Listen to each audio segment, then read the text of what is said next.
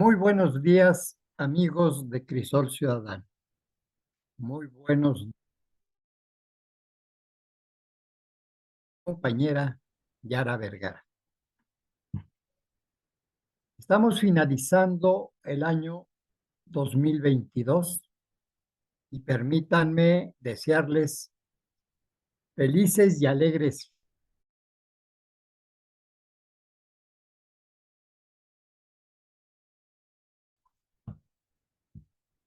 He dicho muchas veces que somos un país colonial, es decir, que dependemos en muchas de nuestras cuestiones del extranjero y estamos sometidas a ello. Y el principal imperio que nos domina son los Estados Unidos. El tema de ahora es un tema para mí muy apasionante. El 5 de febrero de 1917, con la promulgación de la Constitución Política de los Estados Unidos Mexicanos, prácticamente termina la etapa armada de la Revolución Mexicana, que dejó un saldo de más de 1 millón de muertos en una población de 15 millones. Esta constitución democrática señala en su artículo 3 constitucional que la educación que imparta el Estado y los particulares se basará en los resultados del progreso científico. Además, dice la Constitución, será democrático considerando a la democracia no solo como una estructura política o un régimen político, sino como un sistema fundado en el constante mejoramiento económico, social y cultural del pueblo. Larga ha sido la lucha de nuestro pueblo desde el grito de Dolores hasta llegar a los principios de la Revolución Mexicana.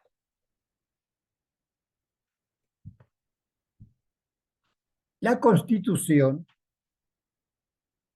con su artículo 3, revalida la decisión de la Revolución de Reforma de ser el Estado quien eduque a los ciudadanos y le quita ese poder a la Iglesia Católica y a los grupos que giran como satélites alrededor de la Iglesia Católica. Es muy importante esto porque de ello vienen acontecimientos muy importantes. ¿Cómo combatir a la Constitución en un pueblo armado en movimiento constante? Entonces buscaron la manera de combatirla y generaron una revuelta a la que llamaron pomposamente, porque no lo era, Revolución Cristera, que duró de 1926 a 1929. Esta llamada revolución pretendía sustituir a la Constitución por una nueva, la de ellos. En el siglo pasado, en Guanajuato no había una sola estatua de Juárez. No sé si haya otras más, pero en Salamanca se organizaron para crear el primer busto de Juárez en el Estado. Algo que nos indica muchas cosas. Nos indica que la derecha se ha apropiado de la dirección del gobierno de ese estado. Bien, en esa pelea por tener recursos y fundir un busto de Juárez, organizaron muchas actividades, entre ellos una conferencia de Vicente Lombardo Toledano, que desde luego no fue gratuita, se cobró para recaudar esos fondos para la fundición del busto. Allí Vicente Lombardo Toledano presentó el proyecto de constitución de los cristeros. Existe un libro que la publica íntegramente. Y lo primero que propone es que la educación sea libre y que sean los padres de familia quien eduque y no el Estado. Y propone otras medidas absurdas. La falda de la mujer debe llegar hasta el tobillo. No debe usar escotes. Las mangas deben ser tan largas que pasen los codos. No lo estoy diciendo leyendo, lo estoy diciendo de memoria. Pero fracasó esa rebelión y no contentos, en 1929 estalla un conflicto. Algunos le llaman movimiento, pero los movimientos se organizan. No, este fue un conflicto en la Universidad Nacional de México. La encabeza Alejandro Gómez Arias, personaje ligado a tres elementos: a José Vasconcelos, Antonio Caso y Manuel Gómez Morín. Reclaman la autonomía universitaria y la libertad de cátedra. La autonomía universitaria era para separar a la universidad del Estado creado por la Revolución Mexicana y evitar que el Estado dirigiera los destinos de la universidad. Y la libertad de cátedra, pues abrir la puerta para que el maestro, los catedráticos, enseñen lo que se les da la gana. Así que un maestro en la universidad puede bien enseñar que Maximiliano, Miramón y Mejía son los héroes nacionales y no Benito Juárez y todo el grupo de reformistas. La libertad de cátedra así se lo permite. También puede enseñar que el hombre no es fruto de la naturaleza, sino es la decisión de un ser superior que creó al hombre.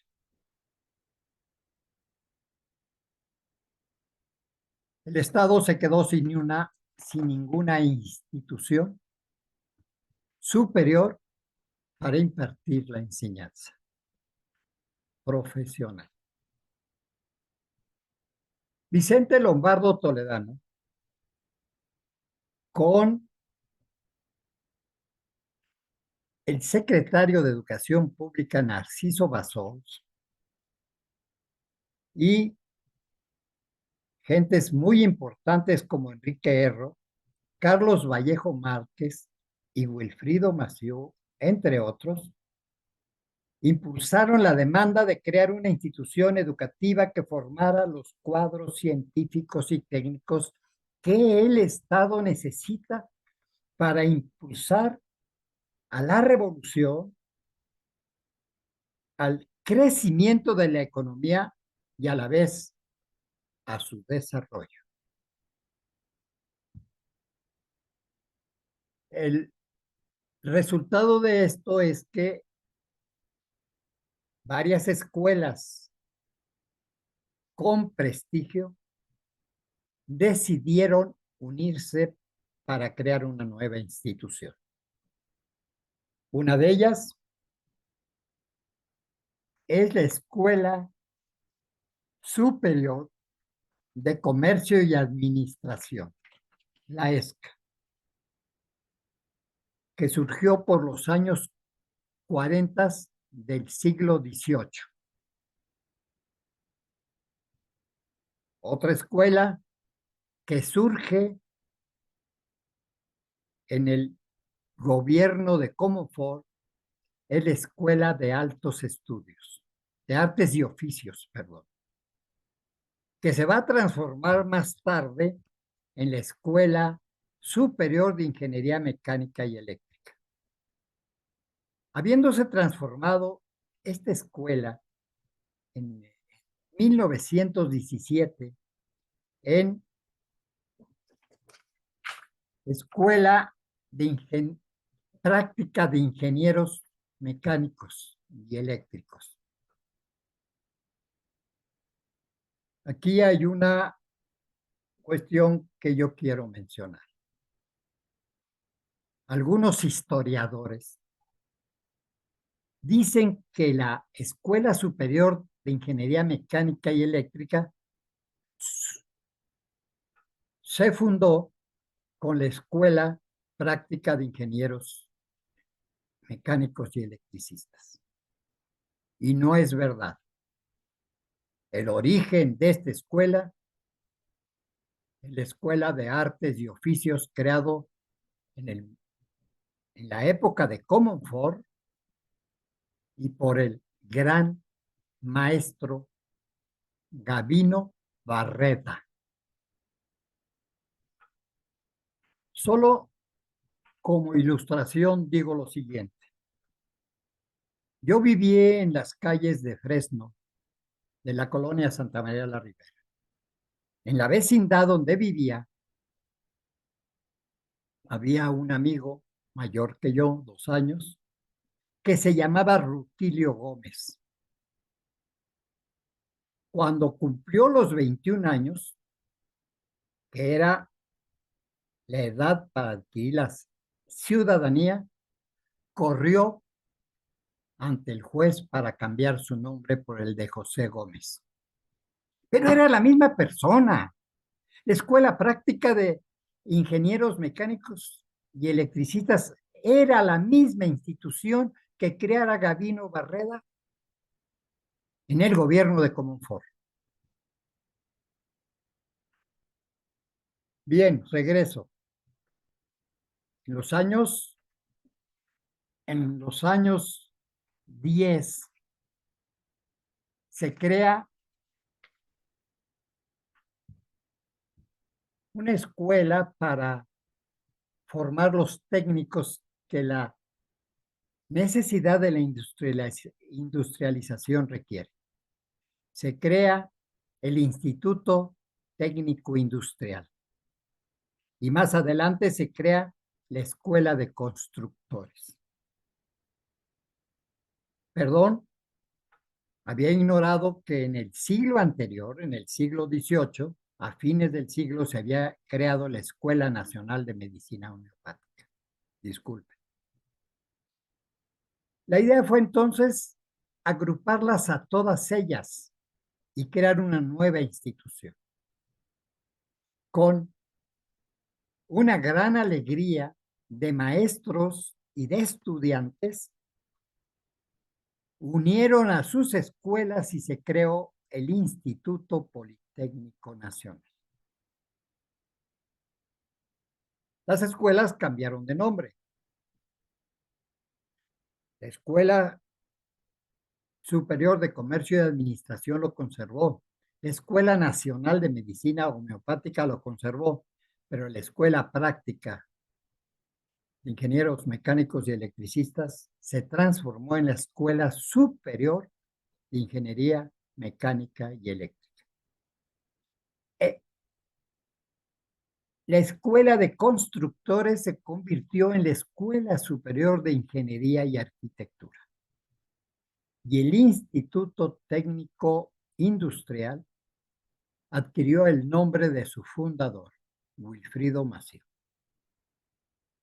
Esa institución decidió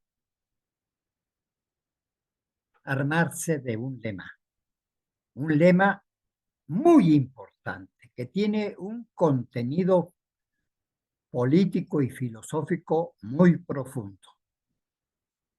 Pareciera que no, pero si se examina a fondo, así es. Su lema es la técnica al servicio de la patria, una institución que nació ligada al Estado y que algunos izquierdistas, no digo nombres, plantearon, sin ser incluso alumnos del Politécnico, plantearon su autonomía y plantearon la libertad de cátedra. Es decir, influidos por la universidad. Esos amigos jamás han entendido qué fue la Revolución Mexicana, la que merece un estudio profundo. Es una revolución que transformó radicalmente a nuestro país y en el momento en que estaba llegando a un alto nivel, se dio un golpe de Estado incruento, es decir, sin derramamiento de sangre, se elige a un presidente que se pasa al bando contrario de la lucha contra el colonialismo, Miguel de la Madrid Hurtado.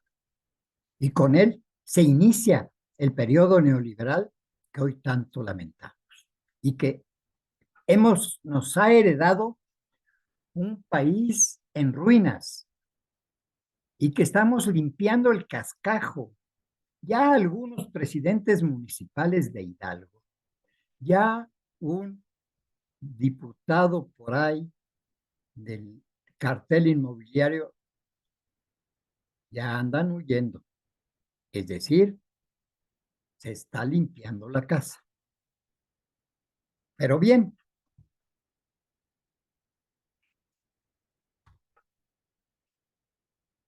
los Estados Unidos siempre han querido controlarnos de todo a todo.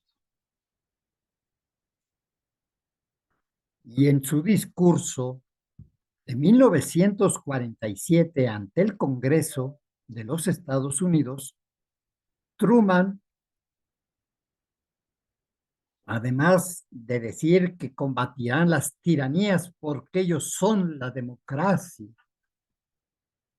y implantarán su democracia en todo el mundo, da inicio a la Guerra Fría, que consiste en una intensa y profunda campaña anticomunista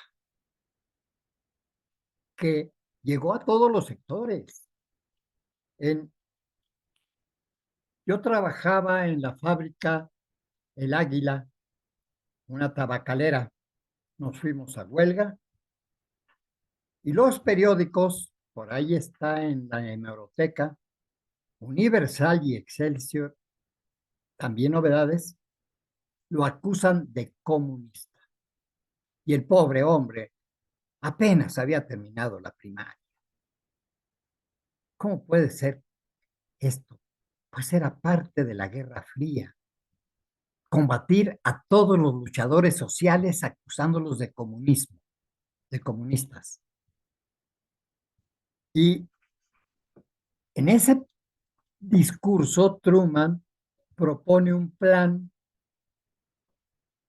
para rescatar al mundo de los destrozos de la Segunda Guerra Mundial. De ahí surge el Plan Marshall, que entre comillas va a rescatar la industria de Europa. Sí, nada más que fue con inversionistas estadounidenses, no fue propiedad de los europeos. Y en ese plan, en el punto 4, señala que hay que colaborar con los gobiernos de América Latina en su educación técnica. Es decir, limitar nuestra educación a sus intereses. Y esto va a provocar una huelga. Antes de esta huelga, la Universidad de Columbia, ubicada en Nueva York, envía 5, ¿cómo llamarles? Bueno, 5 maestros para que orienten la educación de la escuela Hermanos Escobar, una escuela agrícola. Perteneciendo esa sociedad de alumnos a la poderosa Federación Nacional de Estudiantes Técnicos, el dirigente de esta se va a la escuela y organiza la huelga. Los 5 enviados por la Universidad de Columbia fueron despedidos. Pero ya el gobierno de Ruiz Cortines, a través de su secretario de Gobernación, ya estaba implementando esta, entre comillas, ayuda del gobierno norteamericano. Y entonces en el Politécnico se desató la huelga. Contra ese punto principalmente. Había otros puntos muy valiosos, pero no tan importantes como esto. Por ejemplo, aumento de becas, de comedores para estudiantes, de casas alojamiento de estudiantes, ayuda para 2 hijos de trabajadores campesinos y soldados que, escasos de recursos, iban a la institución a estudiar. Pero lo fundamental era contra el punto 4 del Plan Truman. Y la huelga duró más de 2 meses y ganamos. Pero los Estados Unidos ordenaron, cuando se abran los archivos del Pentágono, de la Casa Blanca y de la CIA, se sabrán muchas cosas que dejarán mal parados a muchos que se sienten héroes o que han sido declarados héroes. Por instrucciones del gobierno norteamericano, perdón, estadounidense, porque nosotros también somos de Norteamérica, aprendieron al líder de la huelga, un joven que estudiaba medicina en el Politécnico, Nicandro Mendoza Patiño. Lo encarcelaron acusándolo del delito de disolución social que nunca se había aplicado en el país. A él fue el primero que se le aplicó. El delito de disolución social fue creado para evitar la quinta columna nazi y fascista en nuestro país. Pero una vez pasada la guerra, las fuerzas progresistas pedían que se eliminara ese artículo del Código Penal. Y el gobierno de Miguel Alemán y el gobierno de Ruiz Cortines se resistían y Ruiz Cortines lo utilizó contra 3 estudiantes del Politécnico: Nicandro Mendoza Patiño, Mariano, perdón, no recuerdo su apellido, y Raúl Lemos.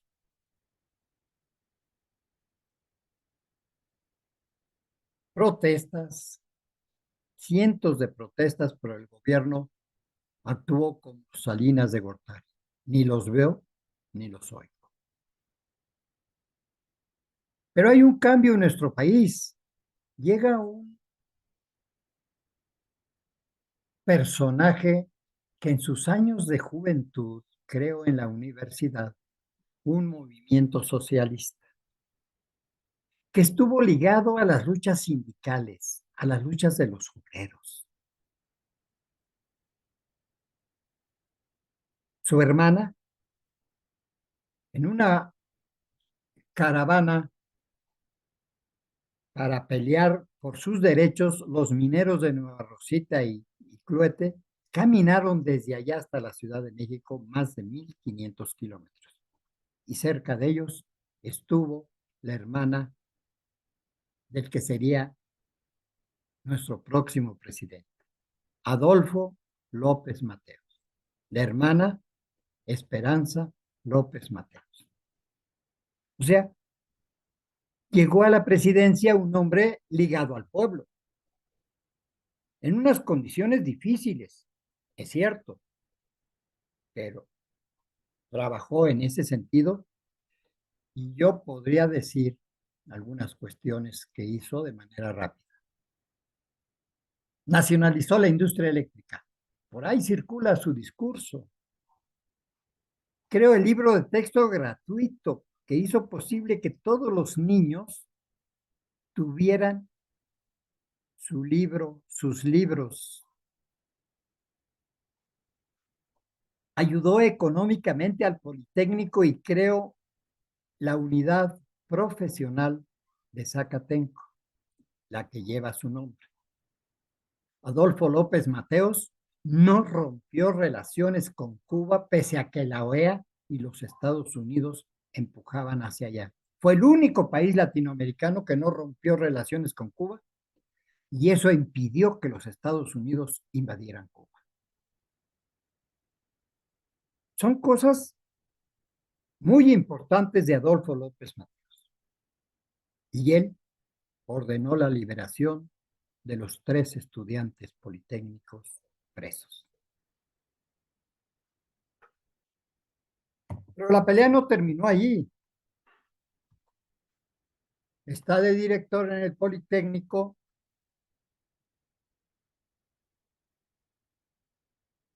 Alejo Peralta, el ingeniero Alejo Peralta, por cierto, egresado de la Escuela Superior de Ingeniería Mecánica y Eléctrica. Él convoca o pide el auxilio del ejército y emprende una acción militar, desalojar a los estudiantes del internado del Politécnico. Llegaron a las 3 de la mañana. Vean ustedes qué gloriosa hazaña, a las 3 de la mañana y sacaron a culatazos a los estudiantes en paños menores. Una gran hazaña militar de Alejo Peralta, inigualable, nunca se ha visto eso. Vamos, ni el propio Morelos al romper el sitio de Cuautla. No, se hizo pasar o a, a, adoptó la actitud militar en esa acción. La fecha 13 de septiembre. Bien, después Alejo Peralta trató, trató de cambiarle los nombres a las escuelas, de desaparecerlas. Como si la escuela de comercio, la escuela de homeopatía, la escuela de ingeniería eléctrica, la escuela de ingeniería civil y arquitectura, etcétera, tenían un prestigio ya. ¿Por qué de cambiarles el nombre? Quiso convertir en departamentos a las escuelas y se lo evitamos pues, armándole el escándalo. Después fue acusado por sus trabajadores de Yusa de que ni siquiera les daba uniformes para el trabajo, y menos para el desfile del 1 de mayo. Enseguida, el secretario, más adelante el secretario de Educación Pública, también egresado de la ESIME,